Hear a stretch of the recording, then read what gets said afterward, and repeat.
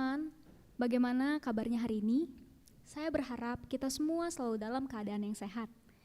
Senang sekali ya kita bisa kembali berkumpul untuk bersekutu dan memuji Tuhan dalam ibadah online hari ini.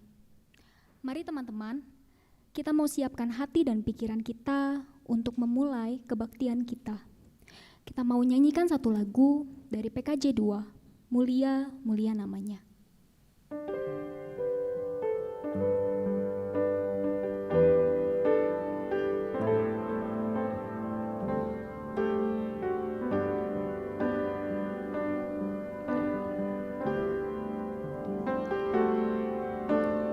Mulia,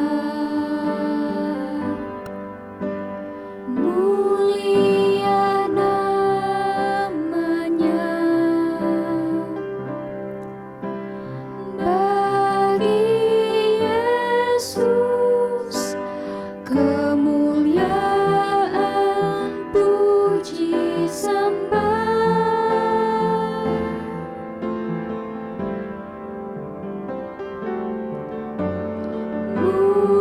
Mulia kekuasaannya, memberi berkat bagi jemaat, bersyukurlah.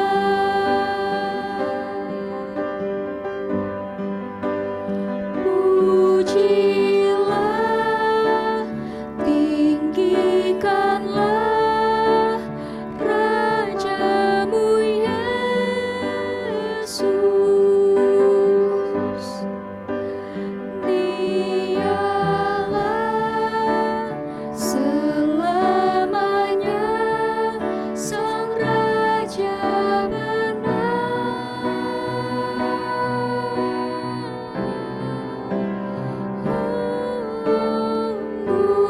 mulia, mulia namanya, Sang Penebus, Maha Kudus, Maha Besar.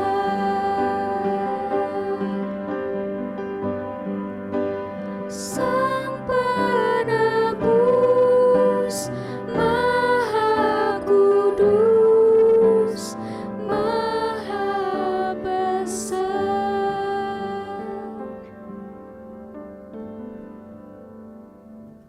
Ibadah ini berlangsung dalam nama Allah Bapa, Anak dan Roh Kudus. Kasih karunia dan damai sejahtera dari Allah Bapa kita dan dari Tuhan Yesus Kristus menyertai saudara sekalian. Dan menyertai saudara juga. Silakan duduk saudara.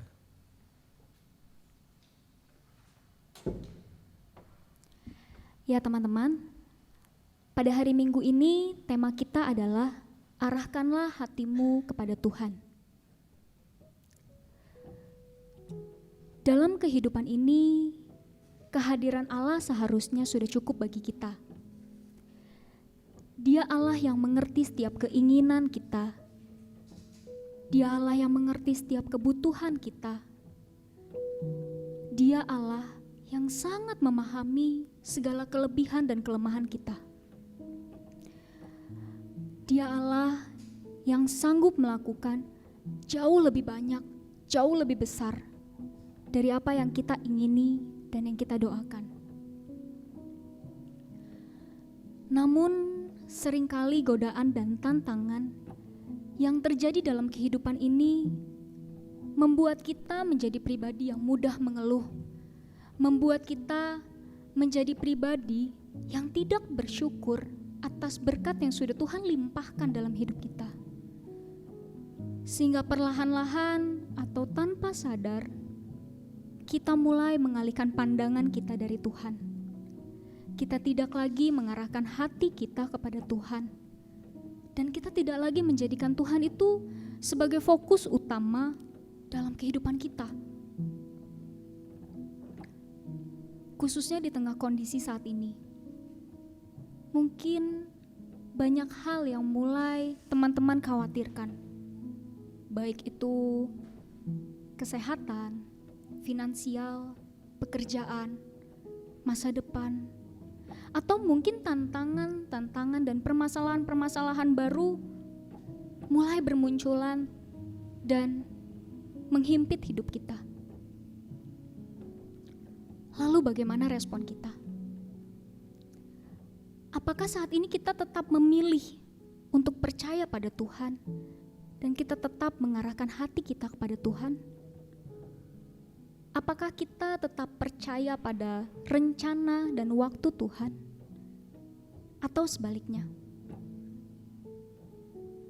Kita mulai tanpa sadar mengalihkan pandangan kita dari Tuhan. Kita mulai mengandalkan kemampuan kita. Kita mulai fokus pada rasa khawatir yang berlebihan. Kita mulai fokus pada permasalahan-permasalahan yang terjadi. Mari teman-teman, saat ini tangan Tuhan terbuka. Telinganya siap untuk mendengar setiap kesesakan, kekhawatiran, kelelahan yang teman-teman alami. Saya beri waktu kepada teman-teman untuk datang kepada Tuhan, bercerita, atau mungkin meminta maaf atas setiap kelalaian yang kita lakukan. Percayalah, tidak ada satu hal pun yang tersembunyi bagi Tuhan, karena Dia sangat memahami pribadi kita. Saya akan beri waktu teman-teman untuk berdoa secara pribadi, dan akan saya tutup dalam doa.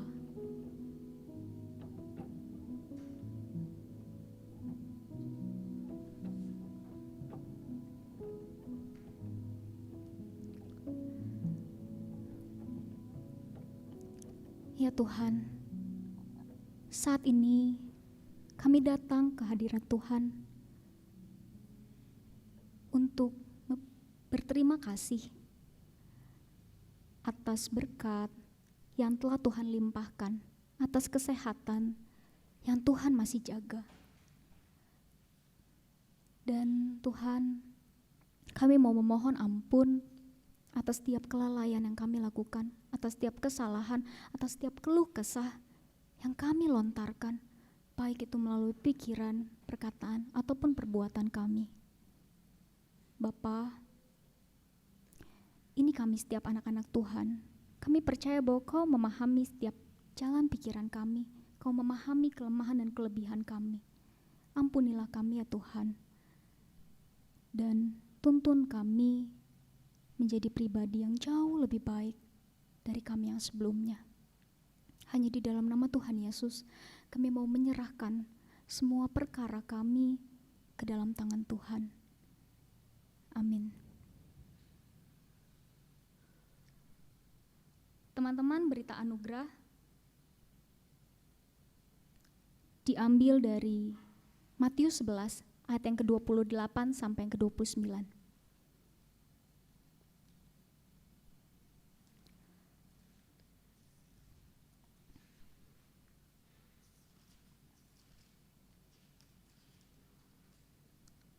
Matius 11 ayat yang ke-28 sampai yang ke-29. Demikian. Marilah kepadaku semua yang letih, lesu, dan berbeban berat. Aku akan memberi kelegaan kepadamu. Pikulah kuk yang kupasang, dan belajarlah kepadaku. Karena aku lemah lembut dan rendah hati, dan jiwamu akan mendapat ketenangan. Demikianlah berita anugerah dari Tuhan. Teman-teman, kita akan menyanyikan satu pujian, kita akan mengingat bahwa Tuhan itu sudah cukup untuk kehidupan kita. Christ is enough.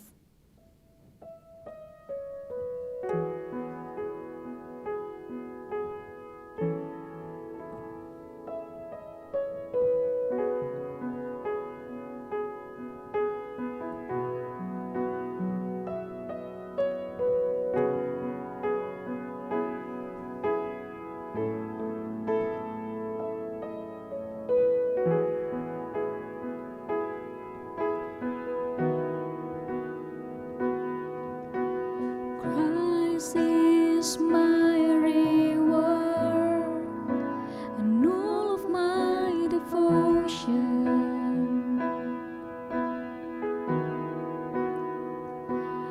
There is nothing in this world that could ever satisfy. Through every trial, my soul will sing, no turning back. I've been set free.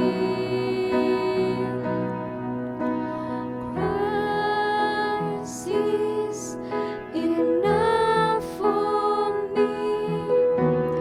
Christ is enough for me.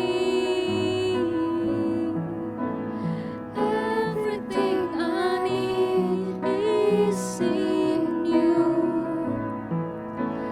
Everything I need.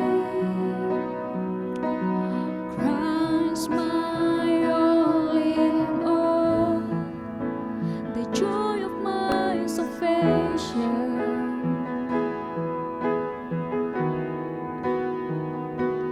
And this hope will never fail. Heaven is our home.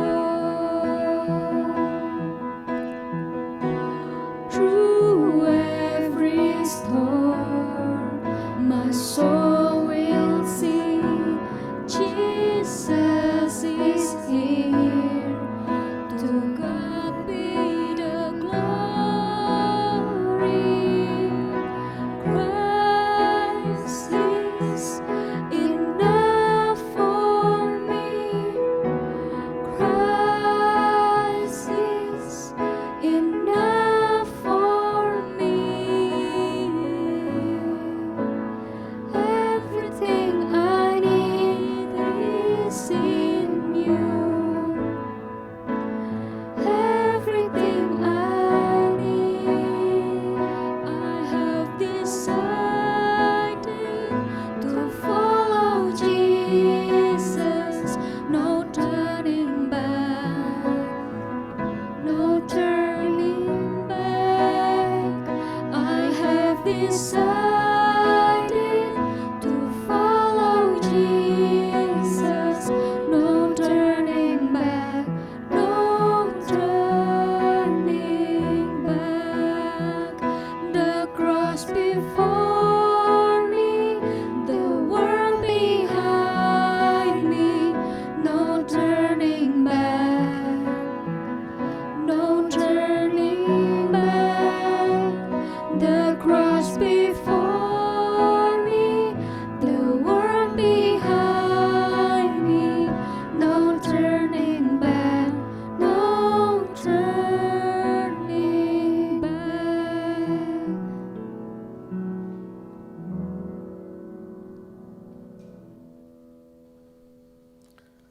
Marilah saudara sekalian kita naikkan doa kita sebelum kita bersama dan merenungkan firman Tuhan. Mari kita berdoa.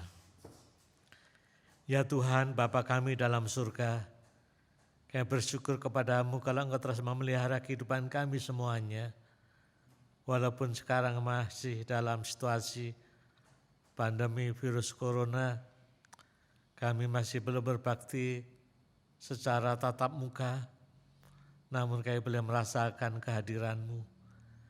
Engkau tetap menyatukan kami sebagai gereja Tuhan, persekutuan orang percaya dalam kebaktian saat ini. Walaupun kami secara fisik berjauhan, tapi secara hati dan iman kami dekat, bersama datang menyembah kepada-Mu. Ya Tuhan, saat ini pula lah kami bersyukur, kalau Engkau berkenan menerima kami semuanya, dan berkenan memberikan firman kepada kami. Ya Tuhan, pimpinlah kami semuanya sehingga firman Tuhan yang kami baca dan kami renungkan boleh menjadi berkat bagi kami semuanya, mengarahkan hidup kami, sehingga dalam hidup ini kami hanya berkonsentrasi dan berfokus pada kehendak Tuhan yang hendak kami wujudkan. Terima kasih ya Tuhan. Dalam nama Tuhan Yesus kami telah berdoa. Amin. Saudara sekalian yang kami kasih dalam Kristus dimanapun Anda berada saat ini, kita akan membaca dan merenungkan firman Tuhan dari Injil Matius 14 ayat 13 sampai dengan ayat 21. Matius 14 ayat 13 sampai dengan 21, yaitu mengenai Yesus memberi makan 5.000 orang. Inilah Injil Tuhan Yesus Kristus menurut Matius pasal 14 ayat 13 sampai dengan 21. Setelah Yesus mendengar berita itu, menyingkirlah ia dari situ dan hendak mengasingkan diri dengan perahu ke tempat yang sunyi. Tetapi orang banyak mendengarnya dan mengikuti dia dengan mengambil jalan darat dari kota-kota mereka. Ketika Yesus mendarat, ia melihat orang banyak yang besar jumlahnya. Maka tergeraklah hatinya oleh belas kasihan kepada mereka, dan ia menyembuhkan mereka yang sakit. Menjelang malam, murid-muridnya datang kepadanya dan berkata, "Tempat ini sunyi dan hari sudah mulai malam. Suruhlah orang banyak itu pergi, supaya mereka dapat membeli makanan di desa-desa." Tetapi Yesus berkata kepada mereka, "Tidak perlu mereka pergi, kamu harus memberi mereka makan." Jawab mereka, "Yang ada pada kami di sini hanya 5 roti dan 2 ikan.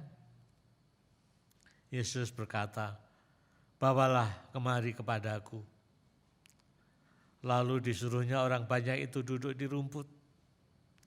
Dan setelah diambilnya 5 roti dan 2 ikan itu, Yesus menengadah ke langit dan mengucap berkat, lalu memecah-mecahkan roti itu dan memberikannya kepada murid-muridnya. Lalu murid-muridnya membagi-bagikannya kepada orang banyak. Dan mereka semuanya makan sampai kenyang. Kemudian orang mengumpulkan potongan-potongan roti yang sisa, 12 bakul penuh. Yang ikut makan kira-kira 5.000 orang laki-laki, tidak masuk perempuan dan anak-anak. Demikianlah Injil Tuhan Yesus Kristus. Berbahagia kita membaca dan memelihara firman dalam kehidupan kita. Haleluya. Saudara sekalian yang kami kasih dalam Tuhan Yesus Kristus, apa tema kita dalam kebaktian minggu ini? Ya, tema kita adalah arahkanlah hatimu kepada Tuhan. Kalau saudara mendengar kalimat itu tadi, arahkanlah hatimu kepada Tuhan, saudara ingat apa? Ya. Saudara ingat apa saudara sekalian? Tentunya saudara ingat di akhir liturgi, ya. Di akhir liturgi menjelang kebaktian selesai, di sana ada liturgi pengutusan, ya kan? Di sana antara lain dalam liturgi pengutusan dikatakan, atau pemimpin liturgi atau pendeta mengatakan, arahkanlah hatimu kepada Tuhan. Ya, lalu kita semua sebagai jemaat menyambut, kami mengarahkan hati kepada Tuhan. Dan sekalian ada kaitannya dengan liturgi ini juga sih tema kita. Ya. Kalau dikatakan arahkanlah hatimu kepada Tuhan, itu apa artinya? Dikatakan mengarahkan hati, ya. Berarti hati kita arahkan kepada Tuhan, menuju kepada Tuhan. Kalau hati kita arahkan kepada Tuhan, itu artinya apa? Artinya kita berkonsentrasi pada Tuhan. Kita berfokus pada Tuhan. Tapi apa yang kita perhatikan, kita fokuskan, kita konsentrasi, ya, tentu bukan wajah Tuhan, ya, bukan penampilan Tuhan, ya, bukan rupanya Tuhan kayak apa, lalu saya mengarahkan. Tentu bukan, karena Tuhan sifatnya roh. Tentu yang harus kita fokus, kita tuju, kita arah, bukan rupa dan wajah Tuhan, tetapi kehendak Tuhan. Jadi kalau dikatakan arahkanlah hatimu kepada Tuhan, artinya dengan secara sederhana atau dengan kata lain, marilah kita berfokus, berkonsentrasi pada kehendak Tuhan. Kira-kira begitu. Ya. Lalu kita kaitkan di dalam liturgi. Ya. Mengapa bagian itu ditaruh di bagian akhir liturgi? Pada saat kita mau kembali pulang ke tempat kita masing-masing. Bagian ini di bagian akhir sebelum kita kembali ke tempat kita artinya adalah mau mengatakan marilah sebelum kita meninggalkan gedung gereja, sebelum kita selesai mengadakan kebaktian ini, pada saat kita mau pulang ke rumah atau ke tempat kita masing-masing, kita membawa firman Tuhan. Dalam kebaktian ibadah itu kita sedang mendengar firman Tuhan, kita mendengar dan mengerti kehendak Tuhan. Sekarang kehendak Tuhan itu kita bawa pulang, kita arahkan untuk kita wujudkan dalam kehidupan kita. Jadi mengarahkan hati kepada Tuhan, artinya kita mewujudkan, mau mewujudkan kehendak Tuhan, mau berfokus pada kehendak Tuhan, yang mau kita wujudkan atau kita lakukan dalam kehidupan kita. Ya, itu artinya setelah kita mengikuti kebaktian, bukan berarti selesai. Ya, jadi pemahaman kita mengenai liturgi atau kebaktian, tidak hanya kebaktian secara formal yang kira-kira 1 jam di gedung gereja, ya, tapi liturgi dalam arti luas, ibadah dalam arti luas, yaitu kehidupan sehari-hari bagaimana kita mewujudkan kehendak Tuhan. Ya. Jadi selesainya ibadah, ya, walaupun sekarang ini ibadah online atau nanti ibadah di gedung gereja, selesainya kita berkumpul itu lalu kita keluar, bukan berarti kita bebas, kita mau hidup semaunya, bebas dari kehendak Tuhan, saya mau melakukan kehendak saya, maunya saya sendiri, bukan. Justru di sanalah awal perjuangan bagaimana saya mewujudkan kehendak Tuhan dalam kehidupan keseharian kita. Entah di rumah, tempat pekerjaan, di sekolah, di kampus, dimanapun saya memegang kehendak Tuhan itu mau saya wujudkan. Saudara sekalian, mengapa kita perlu dan penting berkonsentrasi, berfokus pada kehendak Tuhan? Karena firman Tuhan adalah pelita kehidupan kita, ya kan? Seperti dituliskan dalam kitab Mazmur, kita tentu ingat, ya, ayat yang terkenal sekali, Mazmur 119 ayat 105. Firman-Mu itu pelita bagi kakiku dan terang bagi jalanku. Pelita itu alat penerang. Ya. Jadi dibayangkan dalam situasi yang gelap, dalam perjalanan itulah, kalau nggak ada pelita, nggak ada alat penerang, kita akan nggak tahu mana arah ke kanan, kiri, lurus, jalannya kemana, nggak tahu. Tapi firman Tuhan itulah seperti pelita. Dalam situasi yang gelap kita tahu arahnya atau jalannya kemana, mesti ke kanan, lalu belok kiri atau lurus. Bahwa kalau enggak kita nanti kan bisa masuk jurang ke kanan, ke sana kemari, ya. Itulah kira-kira kehidupan kita di dunia ini. Kita perlu firman Tuhan yang mengarahkan hidup kita yang benar, yang mana, yang harus saya lalui mana. Supaya kita tidak masuk jurang, tidak terjerumus dalam dosa, apa yang harus kita lakukan, ya. Itulah saudara sekalian bagaimana dalam hidup ini kita harus berfokus pada kehendak Tuhan. Itu berarti segala macam pilihan kita mesti kita lihat apakah ini sesuai dengan kehendak Tuhan apa enggak. Jadi kehendak Tuhan inilah menjadi fokus kita. Kita tahu dalam hidup ini tidak lepas dari pilihan. Ya kan, orang mengatakan hidup adalah memilih. Ya, kita juga enggak lepas dari memilih. Memilih dari yang paling sederhana sampai paling yang kompleks, yang berdampak luas dan panjang. Kita tidak lepas dari memilih. Ya, contohnya saudara sekalian tadi pagi misalnya. Kita mesti juga memilih, kita mau bangun jam berapa, ya kan pilihan itu juga. Kita tidur malam, lalu pagi lihat jam, masih jam 5 ya. Ini pilihan mau bangun apa enggak kan begitu. Oke, ya saya memilih bangun jam 6. Jam 6 juga pilihan lagi, saya mau segera mandi apa enggak, ya. Segera makan enggak, saya mau kemana, itu suatu pilihan semua. Ya. Itu pilihan-pilihan yang relatif sederhana.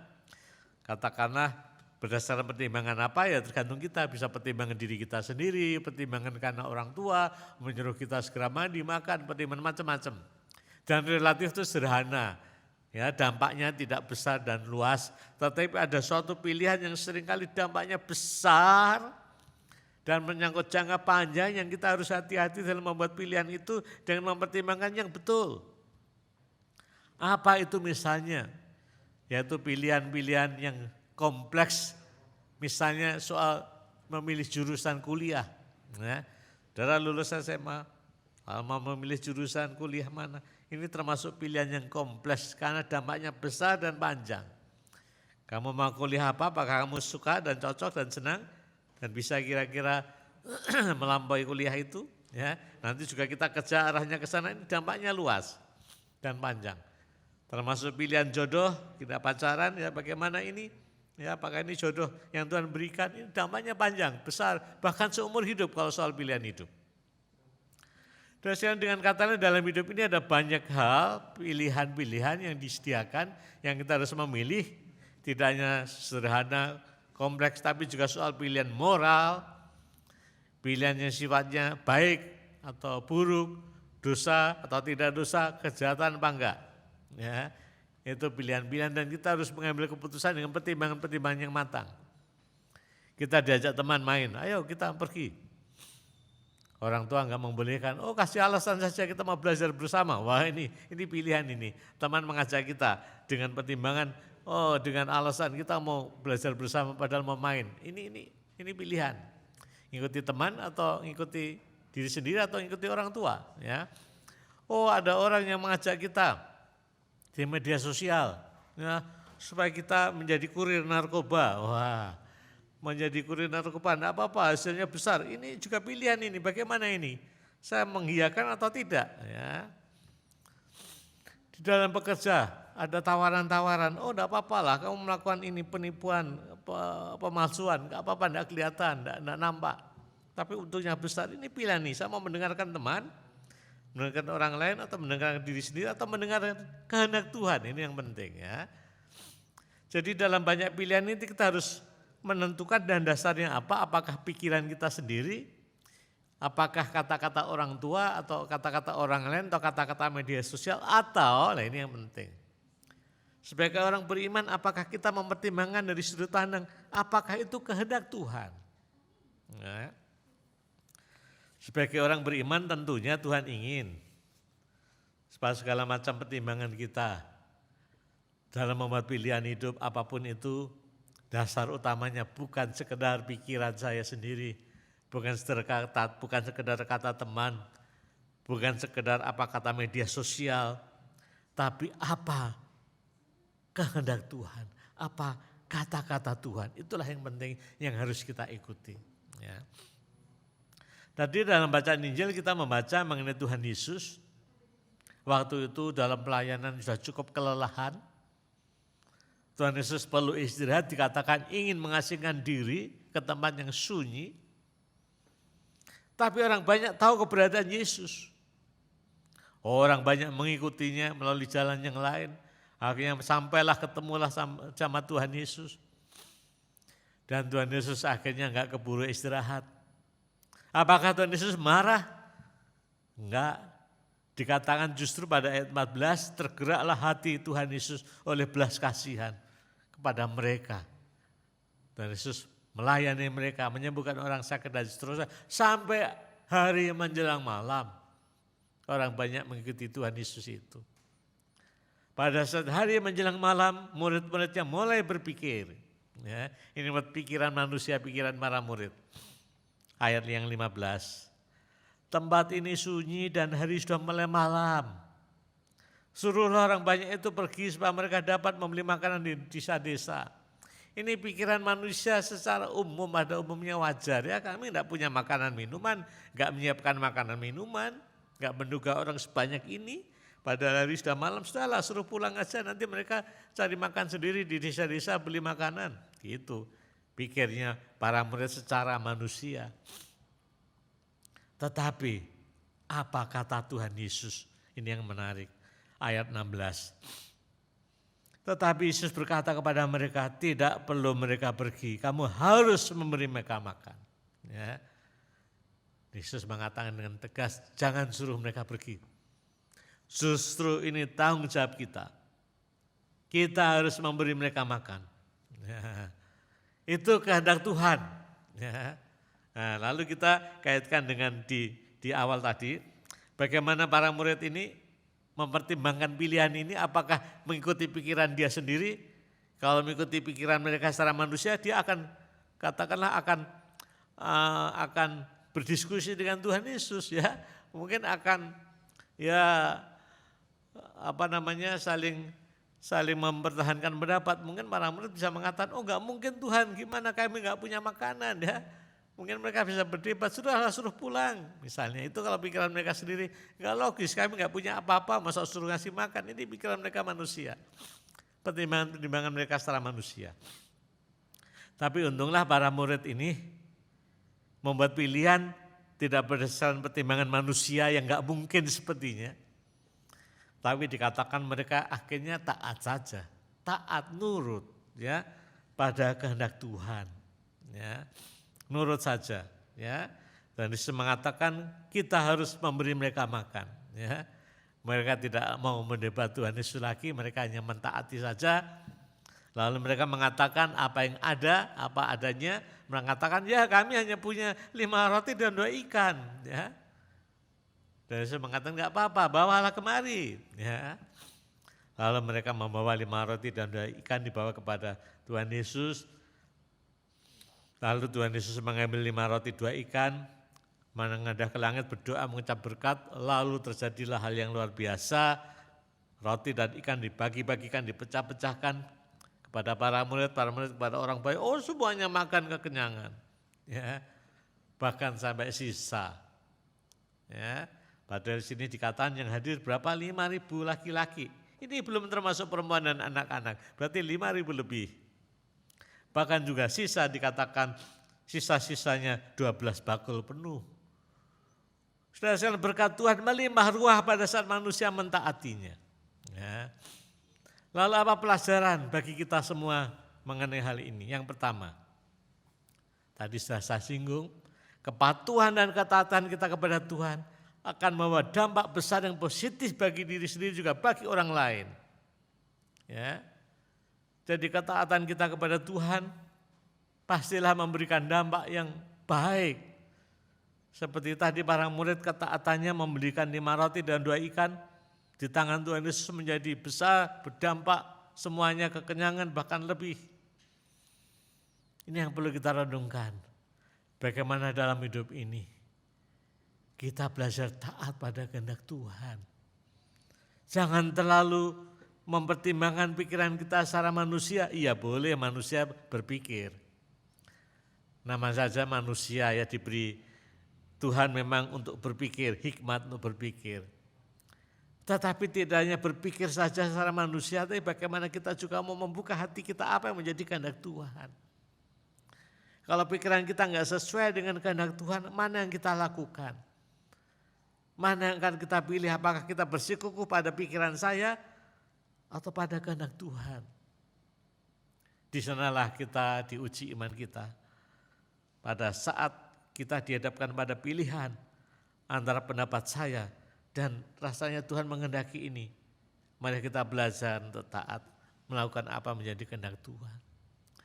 Dan percaya kehendak Tuhan yang kita wujudkan akan berdampak positif, dampak besar. Tidak hanya bagi diri sendiri, tapi juga bagi orang lain. Itulah ketaatan. Lalu yang kedua saudara sekalian, memang kadangkala taat pada kehendak Tuhan itu bukan hal yang mudah. Kadangkala sering terasa tidak masuk akal atau enggak mungkin. Ya. Coba bayangkan 5 roti dan 2 ikan seperti enggak mungkin ini untuk bisa memberi makan ribuan orang. Enggak mungkin secara manusia. Tapi apakah kita hanya berpikir secara manusia? Enggak mungkin dan enggak mungkin. Untuk melakukan kehendak Tuhan. Mari kita belajar bahwa apa yang sepertinya enggak mungkin. Tapi kalau kita benar-benar mau lakukan, ternyata itu semua mungkin. Dan menjadi hal yang luar biasa. Yang membawa perubahan yang besar. Saya ambilkan contoh lain saudara sekalian. Hal yang sepertinya enggak mungkin. Tapi ternyata kalau itu dilakukan menjadi hal yang mungkin dan memberikan dampak yang luar biasa. Saya ambilkan contoh ya. Misalnya kehendak Tuhan dalam Matius 5 ayat 44. Saya bacakan demikian. Kehendak Tuhan Matius 5 ayat 44. Aku berkata kepadamu, kasihilah musuhmu dan berdoalah bagi mereka yang menganiaya kamu. Ya. Inilah kehendak Tuhan. Kalau pikiran kita secara manusia pada umumnya namanya musuh, orang yang membenci kita tidak akan suka mereka ada. Bahkan kita ingin menghabisi mereka, ingin membalas dendam mereka. Ya. Tetapi Tuhan, kehendak Tuhan itu berbeda, berlain dan sepertinya nggak masuk akal. Justru musuh harus kita kasihi. Dan doakanlah mereka yang menganiaya kamu. Ada orang menyiksa, menganiaya kita, merugikan kita. Malah kita doakan mereka, ini sebenarnya nggak mungkin. Ya. Tapi ini tadi saudara, ini soal pilihan. Mana yang akan kita pilih? Apakah pikiran kehendak kita saja? Ya kalau musuh, ya kalau bisa kita habisin, kita lawan, ya kita tekan. Orang menganiaya kita, ya kita harus balas dengan kekerasan. Itu kehendak kita. Tapi pada satu sisi kita mendengar kehendak Tuhan, doakan dengan kasihlah mereka, mana yang kita lakukan. Kita sebagai orang beriman sih melakukan kehendak Tuhan walaupun itu sepertinya nggak mudah atau nggak mungkin. Tapi kalau kita lakukan ternyata memberi dampak yang besar dan luar biasa. Yaitu contohnya soal ayat ini bagaimana yang nggak mungkin sepertinya mengasihi musuh tapi itu jadi mungkin memberikan dampak yang besar.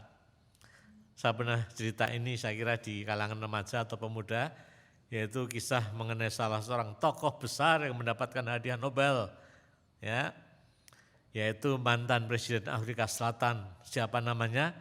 Nelson Mandela. Nah, kita tahu Nelson Mandela, dia orang dari Afrika Selatan pada waktu itu, ya, pada pertengahan abad yang ke-20, ya, Afrika Selatan yang dikuasai oleh pemerintahan orang kulit putih. Ya, jadi politik diskriminasi ras, kulit putih lebih tinggi daripada kulit hitam dianggap kelas bawah.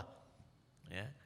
Singkat kata Nelson Mandela membela warga kulit hitam karena dipandang kulit hitam pun itu juga manusia ciptaan Tuhan. Dia memperjuangkan hak-haknya.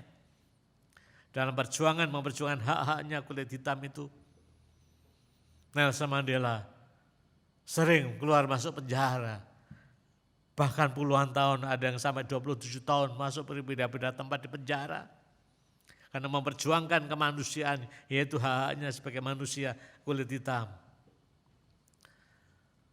Lalu situasi berubah, dunia internasional katakanlah bersimpati pada perjuangan Nelson Mandela. Lalu Nelson Mandela akhirnya dibebaskan dan mendapatkan hadiah Nobel perdamaian. Dan pada tahun berikutnya, tahun 94 terjadi ada pemilihan umum di Afrika Selatan dan partai Nelson Mandela menang. Dan Nelson Mandela diangkat sebagai orang kulit hitam pertama yang menjadi presiden Afrika Selatan. Ya. Lalu coba kita bayangkan sudah berpuluh-puluh tahun Nelson Mandela ditekan sebagai orang kulit hitam, dianaktirikan, ya, didiskriminasi. Sekarang situasi berubah, dia menjadi pojok pimpinan presiden. Apa yang dilakukan? Kalau orang pada umumnya berpikir inilah kesempatan untuk membalas dendam. Ya. Oke, sekarang kami berkuasa, kami yang kulit putih sekarang gantian. Ya. Kamu tidak akan mendapatkan hak apa-apa. Itu pada umumnya manusia berpikir. Terjadi balas dendam atau politik balas dendam. Mumpung berkuasa, kamu sekarang harus taat. Ya.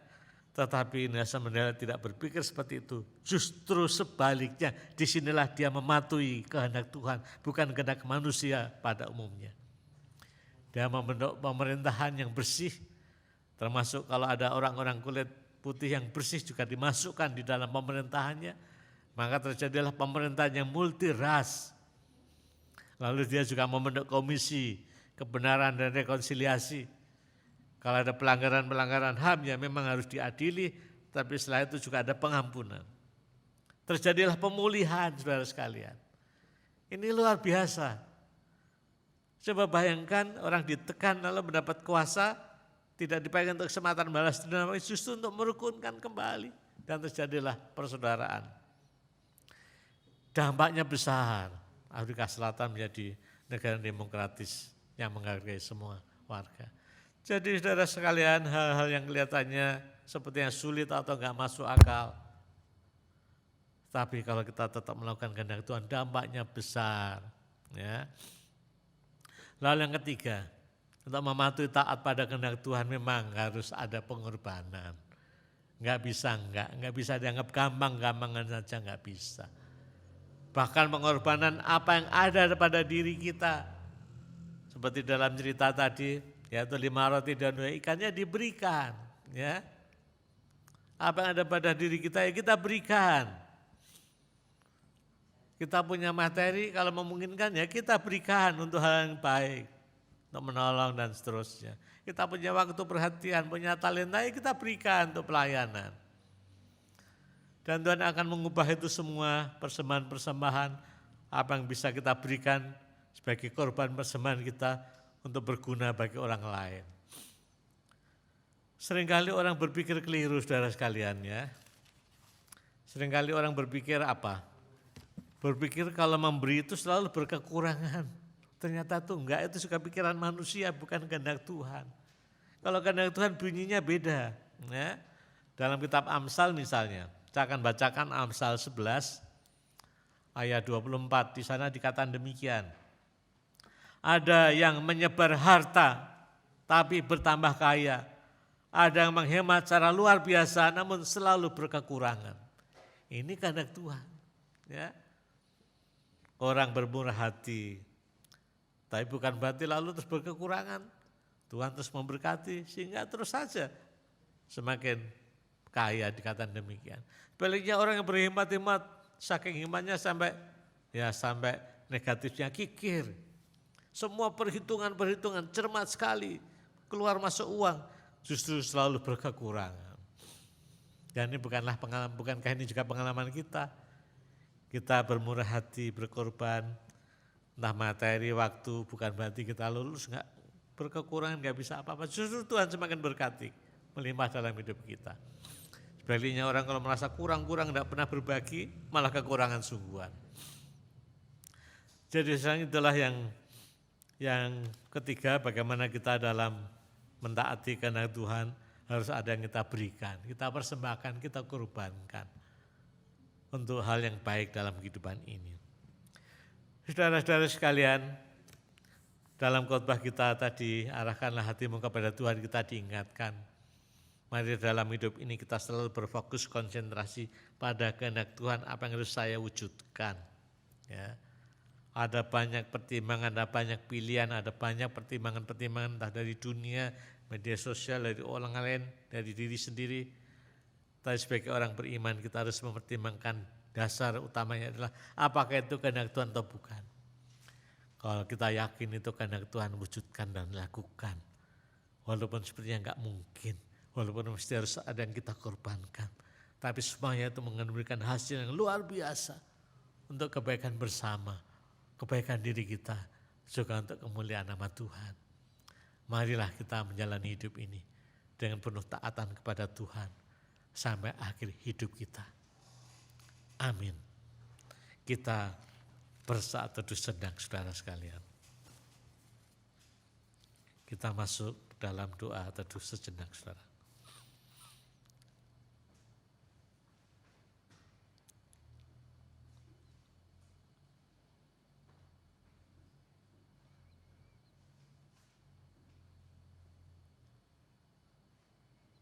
Amin.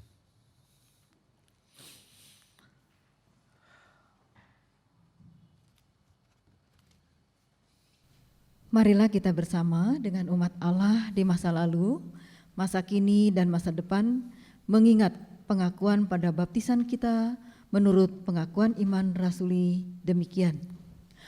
Aku percaya kepada Allah, Bapa yang Maha Kuasa, Khalik langit dan bumi, dan kepada Yesus Kristus, anaknya yang tunggal Tuhan kita, yang dikandung dari Roh Kudus, lahir dari anak darah Maria, yang menderita sengsara di bawah pemerintahan Pontius Pilatus, disalibkan, mati dan dikuburkan, turun ke dalam kerajaan maut.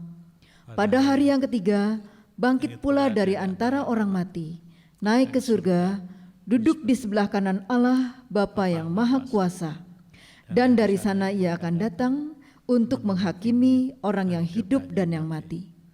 Aku percaya kepada Roh Kudus, gereja yang kudus dan am, persekutuan orang kudus, pengampunan dosa, kebangkitan orang mati, dan hidup yang kekal. Amin. Amin.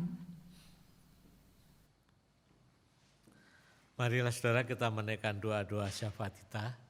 Mari kita berdoa syafaat. Ya Tuhan, Bapa kami dalam surga, kami bersyukur kepada Kamu, kepada Tuhan. Kalau Tuhan mengingatkan kami kembali, agar dalam hidup ini kami mengutamakan kehendak Tuhan. Kami terus mengarahkan hidup ini pada apa yang Tuhan inginkan kami wujudkan. Kami lakukan, bahkan kami pikirkan. Ya Tuhan, walaupun kadang bertentangan dengan kehendak diri sendiri, berlawanan dengan situasi dan kondisi yang ada, tapi kalau kami yakin itulah kehendak-Mu, berikanlah kami kemampuan, kekuatan untuk terus hidup sesuai dengan kehendak-Mu. Walaupun ada banyak perjuangan bahkan pengorbanan, tapi kami percaya melaksanakan kehendak-Mu akan menjadikan berkat bagi banyak orang, juga bagi diri sendiri, untuk kemuliaan nama Tuhan. Tuhan, saat ini kami terus berdoa untuk situasi pandemi virus corona ini, walaupun dalam kehidupan ini tidak sebagaimana seperti yang dahulu, ada banyak batasan-batasan, tapi kiranya kami tidak melihat sebagai pengekangan, tapi kami melihatkan sebagai hal-hal yang baru atau new normal, kenormalan yang baru, adaptasi baru, untuk menjaga kehidupan ini, untuk saling merawat, menjaga kesehatan diri sendiri, menjaga kesehatan orang lain, sehingga kami mulai hidup juga untuk memikirkan orang lain, tidak hanya diri sendiri. Sehingga kami juga selalu melaksanakan protokol kesehatan yang sudah ditetapkan, misalnya selalu memakai masker, juga jaga jarak, tidak berkerumun, dan yang lain-lain. Karena semuanya ini dalam rangka menjaga kehidupan bersama. Ya Tuhan, kiranya Engkau juga berikan hikmat kepada banyak orang yang berupaya untuk mengatasi virus corona ini, di bidang kedokteran, di bidang penelitian, bila semuanya itu bisa memberikan hasil yang baik, sehingga manusia sekarang ini tidak dicekam dengan ketakutan dan kecemasan yang tidak jelas, tapi kami dipenuhi dengan pengharapan di dalam Tuhan. Ya Tuhan, berikanlah kesehatan kami semuanya, walaupun kami yang sudah bekerja, sudah kuliah, sudah sekolah, sudah berkegiatan, biarlah kami berkegiatan, bekerja, sekolah juga dengan baik dan benar. Ya Tuhan, tolonglah kami semuanya yang masih dalam perjuangan hidup ini. Tuhan berikan hikmat kepada kami semuanya, agar kami boleh berjuang dalam kehidupan ini dengan cara-cara yang benar, sehingga kami boleh menjadi anak-anak Tuhan, menjadi terang, garam, dan terang dunia. Tuhan Bapa kami dalam surga, kami terus berdoa untuk pemerintah kami. Tuhan berikan hikmat kepada mereka di dalam mengatasi virus corona ini, juga di dalam menertibkan masyarakat. Biarlah masyarakat boleh dan pemerintah boleh saling bekerja sama untuk mewujudkan situasi yang baru ini, sehingga semua merasa damai, merasa hidup penuh dengan hal-hal yang indah kalau kayak menghayatinya dengan benar, bukan memandang sebagai hal-hal yang negatif, penuh dengan kekangan-kekangan atau aturan-aturan, tapi kami melihatnya secara positif.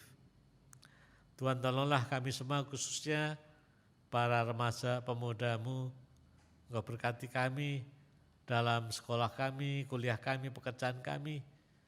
Biarlah kami, Tuhan, rencanakan untuk hal yang baik ke depan, sehingga kami sebagai generasi muda boleh menyiapkan diri kami untuk hal-hal yang lebih berguna lagi untuk ke depan bagi gereja, nusa, dan bangsa.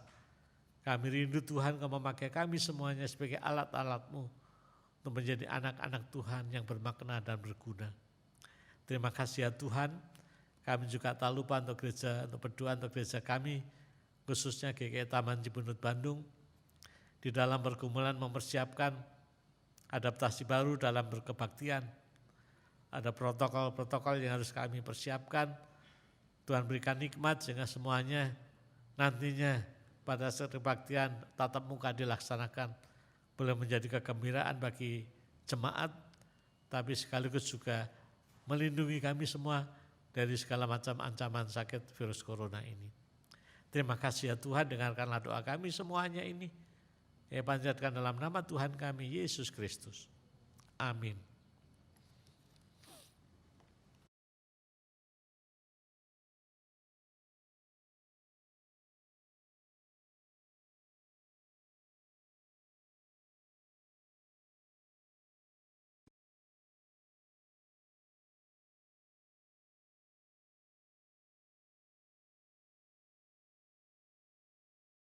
Iya teman-teman, sekarang saatnya kita untuk mengumpulkan persembahan.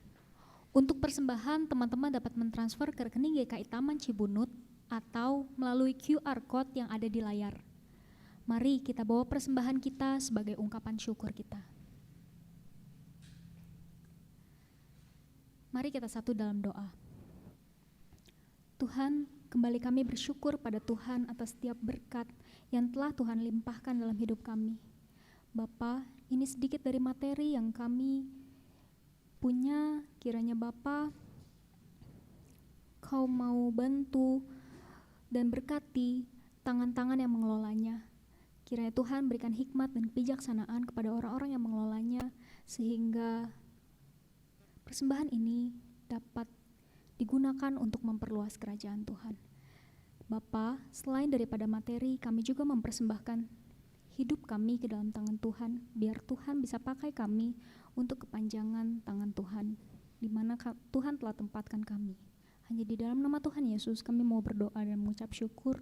Amin.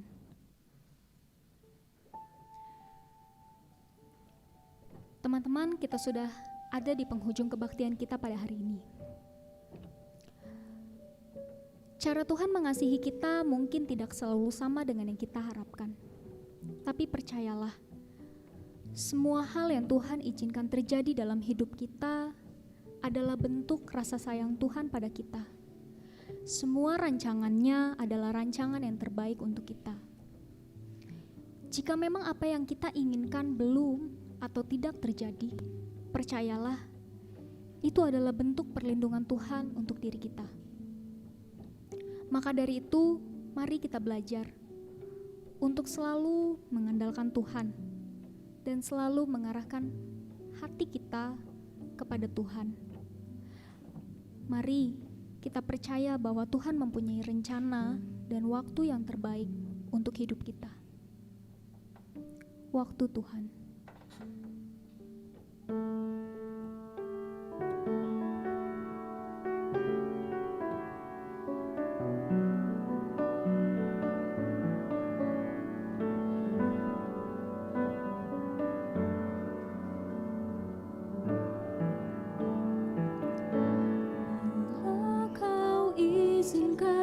Sesuatu terjadi, ku percaya semua untuk kebaikanku. Bila nanti telah tiba waktumu, ku percaya kuasa-Mu memulihkan hidupku. Waktu Tuhan pasti yang terbaik, walau kadang tak mudah dimengerti. Lewati coba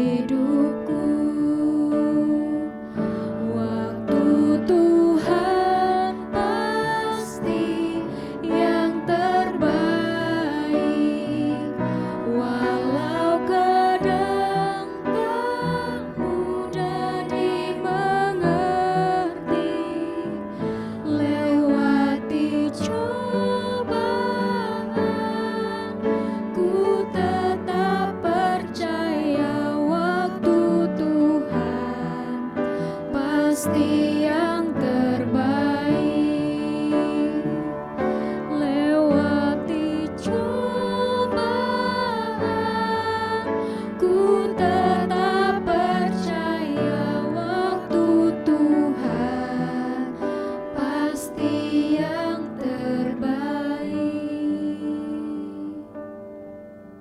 Saudara sekalian, arahkanlah hatimu kepada Tuhan dan terimalah berkat Tuhan. Tuhan menyinari engkau dengan wajah-Nya dan memberi engkau kasih karunia.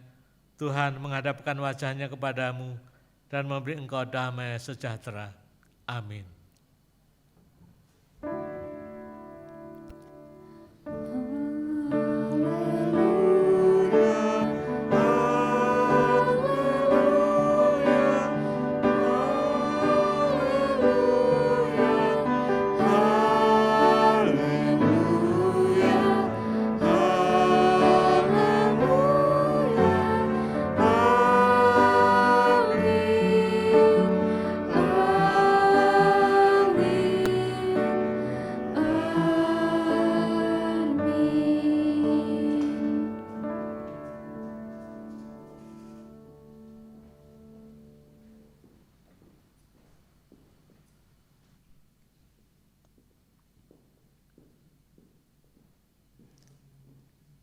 Ya teman-teman, kebaktian sudah selesai. Selamat hari Minggu, Tuhan memberkati.